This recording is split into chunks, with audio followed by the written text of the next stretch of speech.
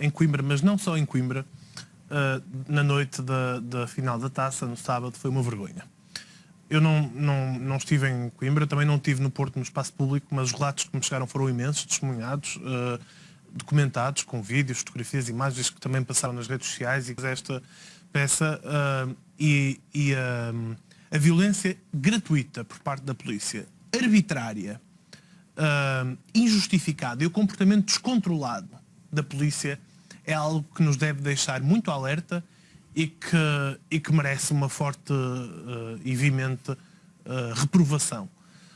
E de facto, olhamos para estas imagens e se as contextualizarmos na circunstância atual em que o país vive, a conclusão a que podemos chegar é que vivemos num país, mas em dois sistemas diferentes. Porque as pessoas veem o comportamento da polícia e toda a gente conclui que isto tem a ver eventualmente com a pandemia, com as restrições impostas, embora eu tenha ouvido juristas dizerem que a base legal para esta repressão policial não existe, na verdade. Mas isso é uma questão que eu deixo para os especialistas. Mas eu já não coloco as questões nesse plano. É que eu vejo, por exemplo, manifestações de partidos políticos, como ainda vimos agora essa manifestação do Chega. Vemos festas de partidos políticos, como é o caso do Avante, que está anunciado para breve, sem grandes alterações. Mas vemos mais do que isso. Vemos, por exemplo, os adeptos do Vitória de Setúbal, na sua causa relativamente à questão da descida de divisão, reunirem-se, julgo que em Setúbal, junto à Praça do Município, ou qualquer coisa assim. Na Avenida Luísa Todi, acho. Ou na Avenida Luísa Todi, e que não se passa rigorosamente nada. Eu acho que nós até temos imagens dessa reunião de adeptos, exatamente aqui. Portanto, eu li na comunicação social que eram 2.000 adeptos, portanto era muita gente, vemos nestas imagens. Atenção, isto não tem nada a ver com as causas, com a questão que ali está a ser debatida. É uma questão que diz respeito aos adeptos do Vitória e que só tem a ver com eles. Agora, a questão que eu coloco é: a polícia tem instruções diferentes em relação a adeptos vestidos de verde, ou vermelho, ou azul? Ou os ajuntamentos são perigosos quando é para festejar golos do Futebol Clube do Porto, mas são menos perigosos quando é para fazer os protestos, por muito legítimos que sejam, dos adeptos do Vitória de Setúbal, ou as manifestações anti-racistas do Chega? Portanto, há aqui qualquer coisa que não estamos a perceber muito bem. Há aqui qualquer coisa que está por explicar. E por isso mesmo também, já viriam tarde se viessem hoje as explicações da Direção Nacional da PSP. Porque este silêncio da Direção Nacional da PSP perante os factos gravíssimos que ocorreram no passado sábado é insustentável.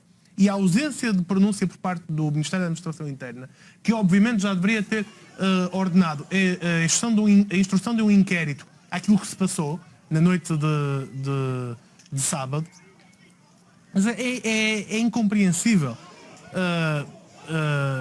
O que é que nós vimos acontecer no sábado?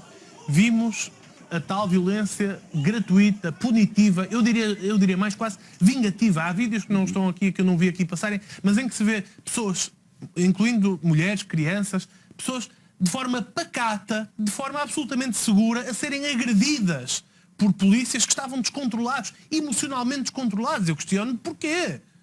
O que é que levaria aqueles senhores agentes a entrarem num descontrole emocional daquela natureza? Também não percebo. Isto deve haver uma questão de organização, de logística que está por trás disto. Porque é que vêm reforços às dezenas, ou até mais do que isso, de Lisboa para outras partes do país, para policiar? E o Porto Canal testemunhou isso, tem as imagens disso, passou na reportagem. Não consigo compreender porquê, mas era uma coisa que certamente a Direção Nacional da PSP podia e devia justificar, porque as pessoas não estão a perceber o que é que se está a passar. Porque a certa altura começam aqui a levantar-se questões relativamente à liberdade dos cidadãos e dos esportistas. Quer dizer, a certa altura parece que é clandestino ser esportista. Temos de viver na clandestinidade para festejar os nossos títulos. Já não basta a realidade do próprio futebol, a ausência de público no estádio, que é absolutamente inaceitável quando há público nas touradas, por exemplo. e nós também temos imagens disso, que supostamente são com regras com restrições, mas não se vê restrições nenhumas, não é? Porque aquilo são estádios. São estádios, só que tem o touro, que eu acho que são imagens repugnantes, mas nem é isso que está em causa neste caso. Em que é que diverge um espetáculo destes de um jogo de futebol? Quer dizer, para além do que se passa dentro na arena propriamente dita, que eu acho que é um espetáculo repugnante neste caso, e o jogo de futebol ou pode ser muito bonito. Mas, e este não pode certamente ser muito bonito. Mas é a minha opinião pessoal. Agora, nas bancadas, em que é que diverge? Portanto, não se compreende. E cortarem o trânsito dos aliados. Ou seja, as pessoas nem no carro podem festejar. Tem de justificar isto. Social, quer dizer, porque os carros têm pelo menos... Cortam o trânsito aos aliados. Ou seja, se eu quiser circular da Trindade para o Lar São Domingos, tenho de escolher um percurso alternativo, ainda que dentro do carro, porque a PSP entende que não se pode andar de carro nos aliados na noite do título do Futebol Clube do Porto, ou neste caso na noite da conquista da taça. Portanto, tudo isto leva-me a uma questão, que é mais ou menos retórica, mas que eu gostava que servisse para uma reflexão. Será que tudo isto que nós estamos a assistir, desde a ausência de público nos estádios, até esta fortíssima repressão policial perante adeptos que são inocentes nos seus comportamentos, será que isto seria tudo exatamente igual se o vencedor não fosse o Futebol Clube do Porto? Eu acho que isto é que nós devemos refletir, porque uma vez mais, repito, parece cada vez mais que o futebol, um portista tem de viver na clandestinidade para poder ser verdadeiramente portista. E isto é inaceitável em toda a linha e tem de ser fortemente combatido. O Futebol Clube do Porto já emitiu um comunicado a condenar tudo o que se passou e, portanto, eu não consigo compreender como é que ninguém questiona o seu ministro da Administração Interna. O que é que ele vai fazer? Ele aceita isto? Ele compactua com esta situação? Bom, vamos aguardar por mais novidades. José Cruz, como disse...